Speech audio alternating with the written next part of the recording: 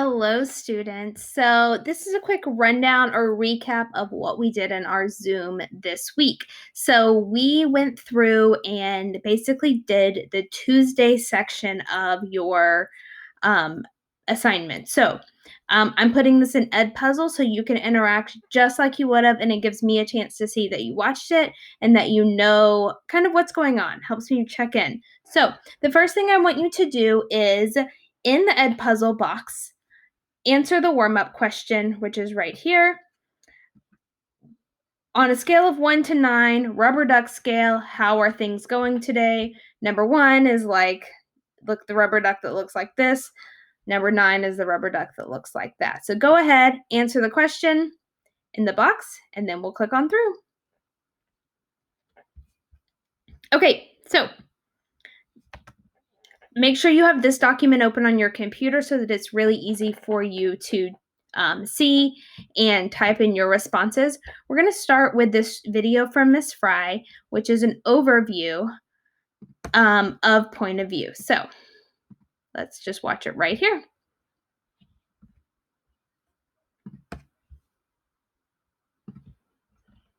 Hello, welcome back. So as you can see by the slide in front of you, we are talking about point of view, or the narrative point of view. So when you see POV, that's the same thing as point of view. It means the same thing. So if I refer to something as their POV, that's what I'm talking about. So narrative point of view is the perspective of the character through which the story is communicated. Most novels are written from either the first or third person perspectives. So those are the two we will touch on for this unit. So basically, first person is when the narrator tells their own story using the pronouns I or me, my, mine, we, us, etc. Like I fell into a vat of chocolate, or I turned 14 years old last week. Now, third person is when the author tells the tale about someone else. So they might use the pronouns he, him, she, her, they, themselves, etc. He fell into a vat of chocolate, or he turned 14. So while first person can provide a close look at the secret thoughts of your character can only tell your reader what he or she would realistically know themselves, or what they would think about themselves. Third person can offer just a little bit more flexibility for you if you choose to do that. Your character can kind of be everywhere.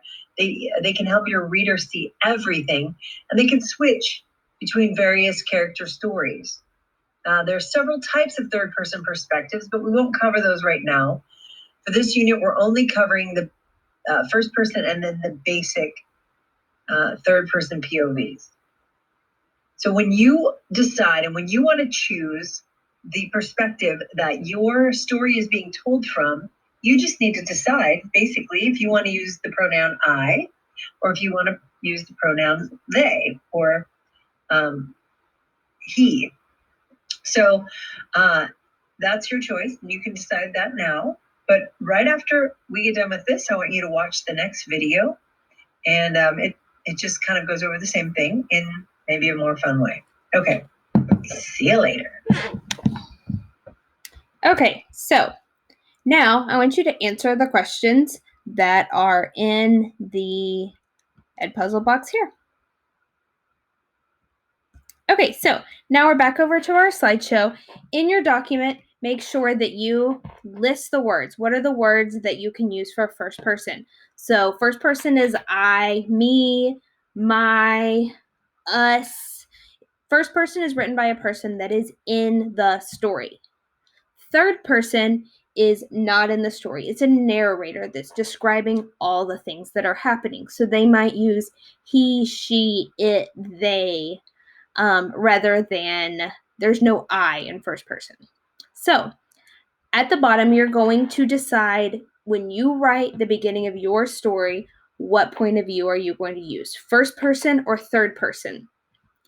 In the Ed Puzzle box, go ahead and just tell me first person or third person and write it in your document. Okay. The next thing we're going to do is we're going to start planning our story. If you've done Monday's assignment, You brainstormed a character.